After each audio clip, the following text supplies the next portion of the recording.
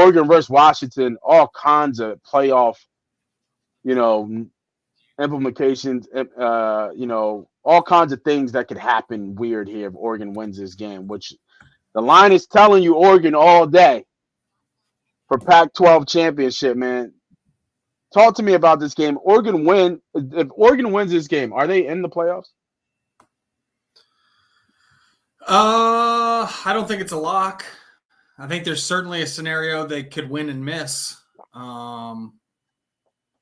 I could see a scenario play out where it basically comes down to them in Texas, right? Or them in Georgia. Yeah. For me, what would get super, super interesting and where the committee absolutely does not want to see happen is if somehow Alabama wins, right? If Alabama beats Georgia, then the committee has so much chaos on their hands, especially if somehow Alabama and Oregon wins. Because then you have so many one-loss teams. A couple have played each other in Texas and Alabama. One's won. Now you'd have Alabama beating Georgia. Are you really going to leave Georgia at home? If you're looking at Oregon versus Georgia for those last two, that last spot, could you really leave an Oregon team out that just beat Washington? So, if I'm on the committee, I just really need Georgia to win, right? That just solves a lot of issues. If Louisville wins and Georgia wins, the committee's off the hook.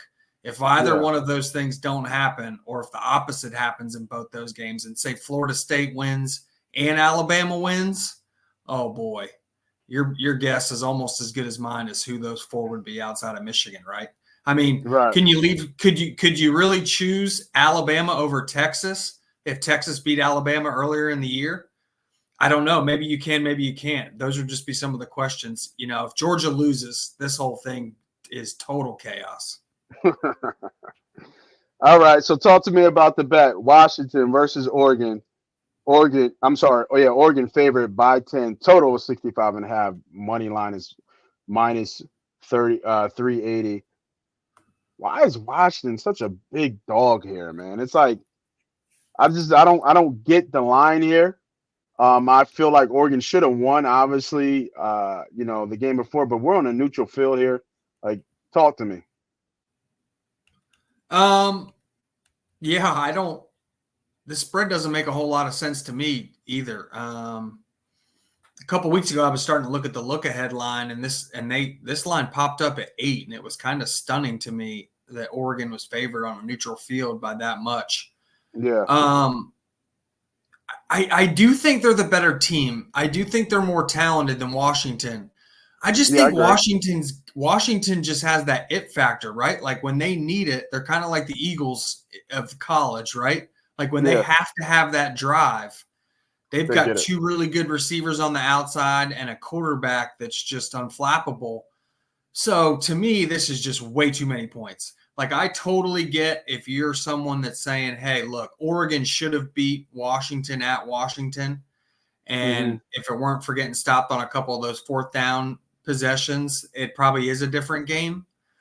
But to all of a sudden swing this to 2 scores on a neutral field, it's just swung too much the other way, right? I've got this game on a neutral field. I've got this game power rated at 6. I would put Oregon favored by 6. You're giving me more than a field goal now of value. And this is why I talked about with you guys earlier on the chat when the line opened. I've just been saying hold steady, right? If it dropped down to 9, I was going to take the 9. But I figured maybe there's a chance the public will hit this and we'll get 10. Well, we saw 10. So this is just a no-brainer for me. If I lose by 2 touchdowns, I lose by 2 touchdowns. That's how I feel. I'm just going to take this. You're giving me one of the better quarterbacks in the country, one of the better offenses in the country, and 2 scores. The back door's wide open here. I mean, they could lose this game by they could be down by 2 touchdowns and basically be out of the game. And we get that scrap touchdown, right? And then they don't get the onside kick. So the back door's wide open here. This is a 3-unit play for me. I might end up throwing a couple more on it, and it may end up being a 5-unit play for me. I'm going to see where this goes. If it gets to 10.5, then I'll hit it again. Yeah, I completely agree, and I'm riding with you here. I got Washington plus 10 as well. I liked it at 9.5 too, kind of, but I don't understand this line at all. Now, Oregon went a lot for it on fourth down. Maybe I think it was a 3 or 4 fourth downs they had in that game, and they missed them damn near all of them. So, I mean, I guess that's being baked in here. But on a neutral field, Oregon's 10 two-touch scores better than Washington. You know, if they played 10 times, maybe 2 or 3 times, but I think Washington's good enough to keep this game close. I think them boys are going to feel like this is disrespect to them. And, you know, this puts them in CeeDee Lamb with another touchdown. Oh, no touchdown. I think this puts, you know, you got to look at Penix too in terms of, because I think we were talking about in the chat, right now the Heisman is Bo Nix, right? Yeah. Like, you know, Penix shows up in this game at plus 1,600. Like, what? Like, what? You know what I mean? Like Penix could take the Heisman in this game. He's a big dog, and he goes out and has a day. Yeah, Man. That's the one thing I wanted to talk about here, and I'm glad you pulled it up because I was looking at this earlier today, and I just don't understand the gap between Daniels and Penix. Like, what I don't understand about these odds is, so you're telling me that if Bo Nix wins and has a good game, he's pretty much got this locked up. But if he loses to a Penix who has a good game, Penix doesn't have a shot. How is Penix 16-1? Daniels is plus 160. Like, I don't understand the gap. Like, I don't understand that gap either. To me, it's the odds just don't make sense here. And I mean, maybe, like I said, maybe we'll get squished. Maybe Oregon is going to win by 20, and it's just going to be one of those games where, dang, like the spread wasn't big enough. You know, the books knew, but yeah. I just don't understand. Like, I know Penix falling off. This just makes me think that Penix can't win no matter what, right?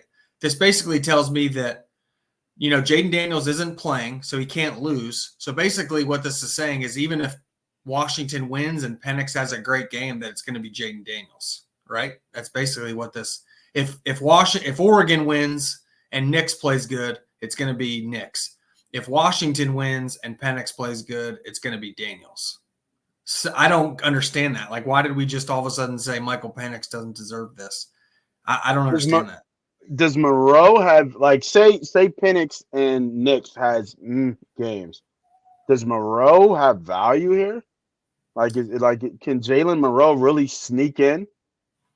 I mean, you might get a cash out. It was a prayer that Bama won. Let's be honest. Like, it was a prayer that Bama won. What was that, 4th and what, 20 or something crazy like that? 4th and 31. 4th and goal from the 31. Yeah, 4th and goal from the 31. So that was just a prayer that happened. I mean, he's played well the last years, but I don't know if he's done enough to, you know, but if Nix and Penix have games, but Moreau has an amazing game, especially against Georgia, right?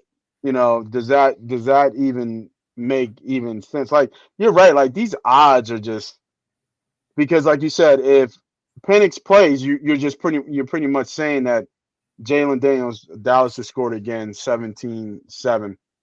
Yeah. Jalen Daniels is pretty much a shoo-in to win this award. Yeah. What's his numbers? Like, are these like is Daniels like head and shoulders above the guys from a stats perspective? Yeah. Do you know? Yeah. He's got like 1,100 yards rushing, and I mean, he's having a crazy season. And then where's Penix? Is Penix even like touching him, even close? Yeah, no. Like, if you're going off stats, it's Jaden Daniels. If you're going off best player on the best team, or however you look at it that way, I guess it's Penix. It's probably Penix, Nix, or Beck, or Milrow, I guess. Essentially, I mean. Yeah, I mean, Bo has crazy numbers too. 37 touchdowns. Yeah, no. Nix has the way more stats than Penix. Yeah. Penix had a couple. 39. I think that's why the odds have swung that way. If you're seeing this video right now, that means you made it to the end. So congratulations. You are now almost officially part of the Money Team. MoneyPot. How do you become a part of the Money Team? If you're new to the channel, you have to hit the subscribe button. We want to blow this brand up. It's not me versus you. or us versus them. It's us versus the sports book, us versus the bookman, aka the boogeyman. So make sure you're on the winning side and the winning team. I got bonus content up here for you guys to choose from. Make sure you tell a friend to tell a friend. This is Moss Money. This is MoneyPot. This is MoneyPot Betting.